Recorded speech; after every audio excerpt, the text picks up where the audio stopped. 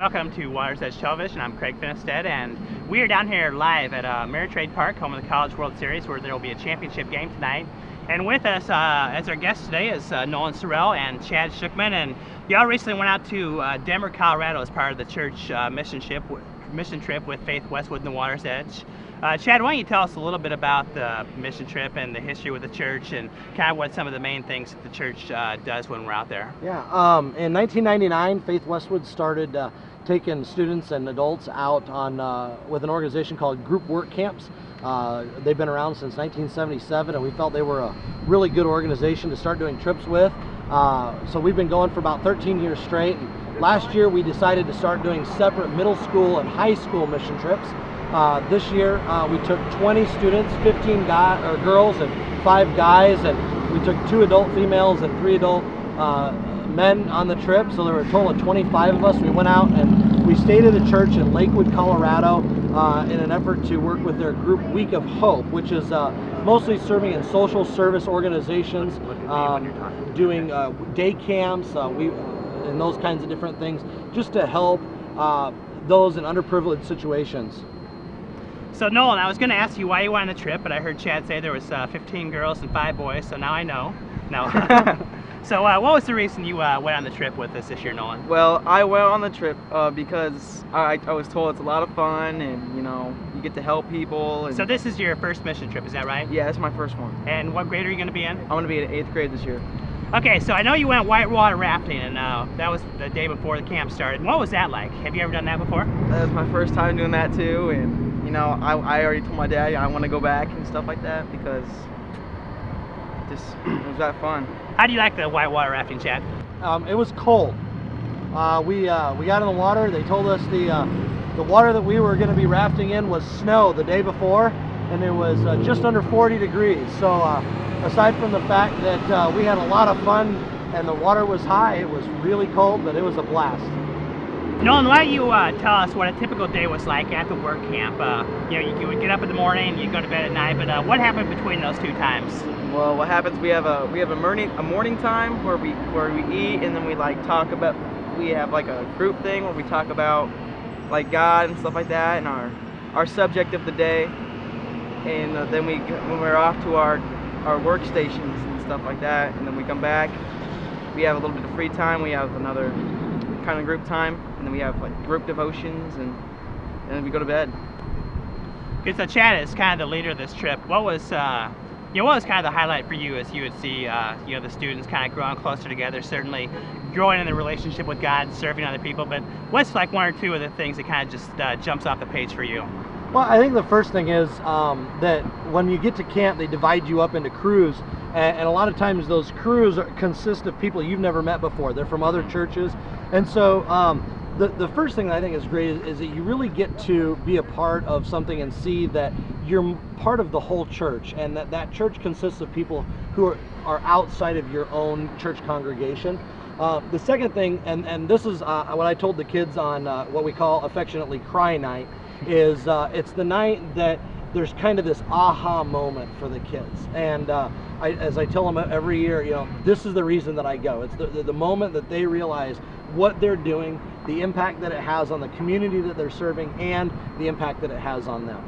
So Nolan, tell us a little bit about that. What kind of impact did this have on you, and specifically in your relationship with God? Well, just going to work every day, seeing the look into the people's eyes and stuff like that, and just you see how much they really appreciate it, and then I just see God in them, just smile at me, say, you know what, you did a good job today, and stuff like that. Do you have a story, Nolan, of a person that you kind of served while you're there, and just how you saw God working through you and the other kids from our church and from other churches as well? Yeah, I have a story. It's when we were working on a garden in a assisted living home, and it wasn't much before. It was really like a lot of weeds and a couple food plants and stuff like that, and some flowers, but they didn't really appreciate it, and there was a lot of work on it. So we went out there, we de-weeded it for weed guards so that not much weeds can grow, and put mulch over it so it looked really nice, and people just came out and just smiled and admired it the whole time. and they just thanked us, and they said they love it when the volunteers come and stuff like that. So do you go around to local houses and do that as well, Nolan? I know my house could use some of that stuff. And, but that was really seriously, that's really cool for you then to really be used as a blessing by God. Yeah.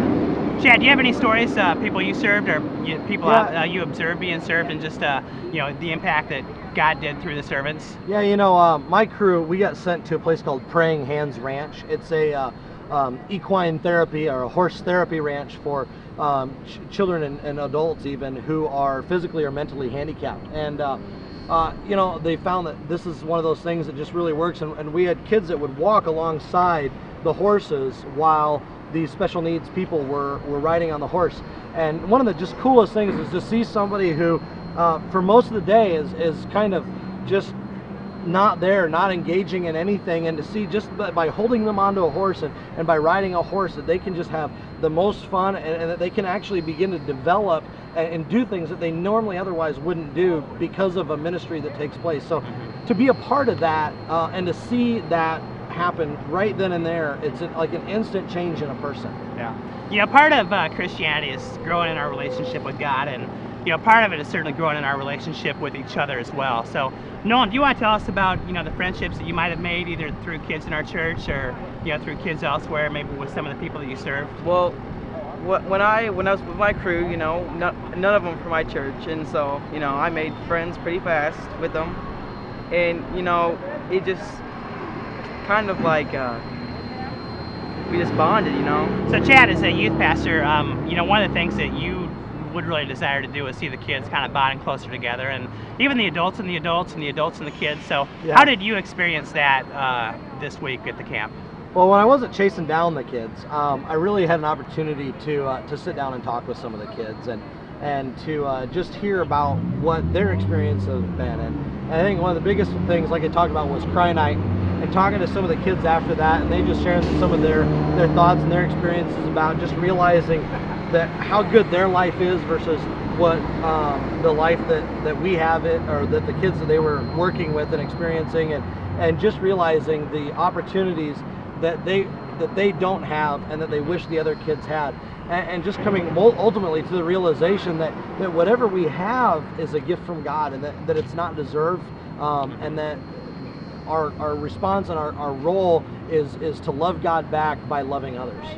Good. So how many people total went from the church? 25. So 25. There was 15 girls, 5 boys, and 5 adults as well. And, it's really cool just to hear the stories of what 25 ordinary people can do through a real extraordinary God. Nolan, is this something you want to do again, you think? Oh yeah, I would do it in a heartbeat. What would you say to other kids that might be thinking about doing a mission trip in the summer? What would your advice to them be?